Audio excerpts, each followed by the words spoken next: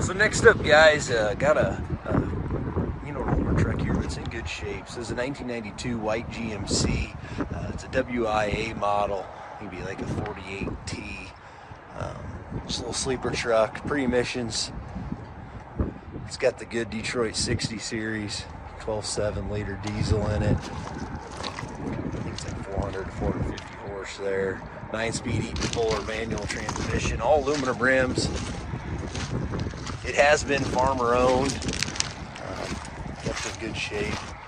They traded in here at a local dealership, got a different truck, but good, honest pre-emissions truck. Starts right up.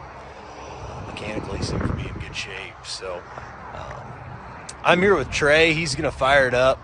He'll give you a nice demo.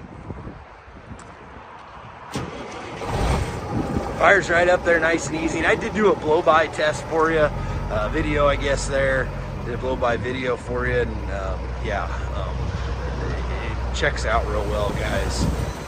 Truck starts, runs strong. The only thing we want to disclose on it is the oil pressure gauge. It shows oil pressure, but the oil pressure light creates a beeping noise in the cab. He said when the guy brought it in, he said sometimes when you get up to speed, that'll go away. But here in the yard when we tried it, it did seem like that oil pressure light was staying eliminated and just beeping, but the gauge does work. So this should kind of sell with that knowledge. But beyond that, guys, just a good, affordable, nice running sleeper truck. I think it's got two 130-gallon tanks on it, so try to get both sides of the truck in the sun. So maybe like 260-gallon fuel capacity. Shifts through the gears smooth, air ride suspension. Interior's good and clean. You get up on the frame. Frame's in really good shape, especially for a truck of this vintage.